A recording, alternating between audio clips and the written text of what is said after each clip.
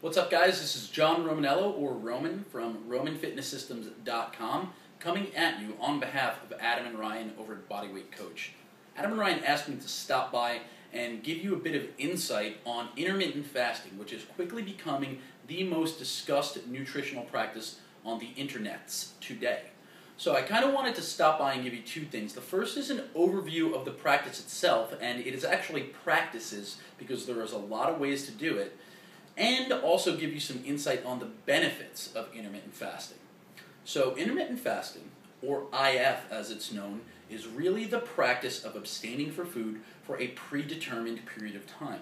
There are a lot of ways to do this, ranging from fasting for 36 hours, as in the feast-fast method that I've become known for, or as little as 16 hours, which is the lean gains method, or the 16-8 method that Martin Berkhan popularized over at his blog, leangains.com. And then, of course, there's stuff like 24-hour fasting is popularized by Brad Pilon, and a lot of things in between.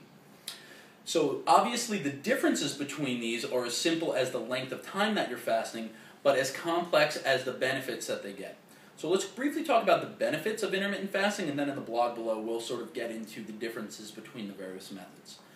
IF is really effective for losing fat, and that comes from the three main benefits.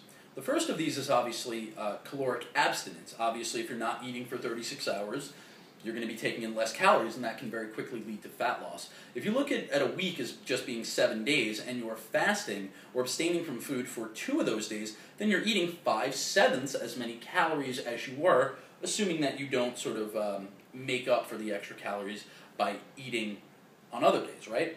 So you can see that you're obviously going to be eating a lot less calories, and that's going to lead to fat loss. So that's the first reason that IF works in terms of losing weight. The second reason is what we're going to call hormonal optimization. Now, this is a really complex topic, and we don't want this video to get too long. But the important thing to realize is that certain hormones are affected when you eat, and therefore they're affected when you don't eat. The most important of these is something called growth hormone. I've written a lot about this from the training perspective, so let's talk briefly about it from the dietary perspective. You release growth hormone when you sleep, and also certain other times. The most important of these is when you don't eat. So if you're fasting, you actually increase growth hormone production and secretion. And this also happens when you work out. So if you start to combine these two things, or these three things, firstly when you're sleeping, and then when you're fasting, and then when you're training, you could really increase the production of growth hormone over the long term. So for example, normally when you wake up, everyone eats. So you've been producing this growth hormone, but now you're eating, and if you're producing more growth hormone when you're fasting, then it stands to reason that when you're eating, you're producing less. So what actually happens is, as soon as people wake up, they start to cut off that growth hormone production. So just by doing something as simple as pushing your breakfast back for 4, 5, or 6 hours, you can actually prolong the secretion period of growth hormone from when you're sleeping. Pretty interesting. Now, what would happen then if you worked out, which also increases growth hormone production? Interesting things, right?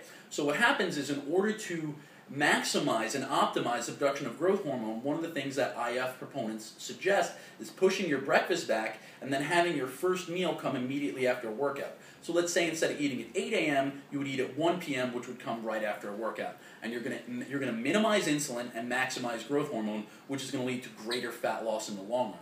So you've got a lot of stuff about hormonal optimization that we can really work with. Now, if we do certain types of workouts that produce even more growth hormone, like some of the lactic acid stuff I've talked about in other blogs, that can help even more, and you're going to get even further optimization. It's really interesting stuff. Now, the third thing is more of a psychological thing, or sort of a psychobiological thing, which I think is really important. And this is the reason that I find that intermittent fasting, even if done for a short period of time, like let's say you only do it for 2 or 3 or 4 weeks, can have long-term benefit for you. And that is understanding the differentiation between what I call head hunger and body hunger. Eating when you think you're hungry or when you think you should be hungry versus eating when you are actually hungry. Now, so many of us are so accustomed to, let's say, eating on a schedule when we eat every 5 to 6 hours, that a lot of times we eat because we think we're hungry, or we don't realize when we're no longer hungry, or we're not full, and we keep eating.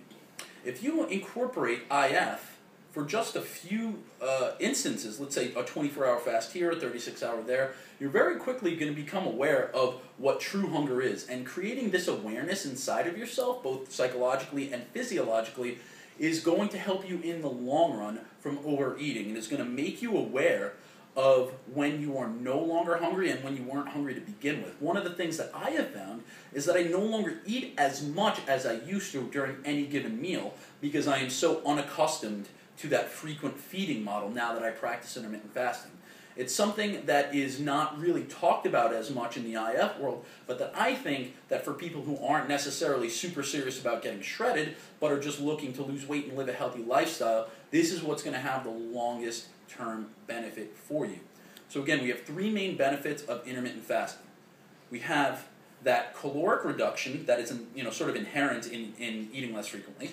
We have the hormonal optimization that you get from extending those fasted periods and increasing the growth hormone production.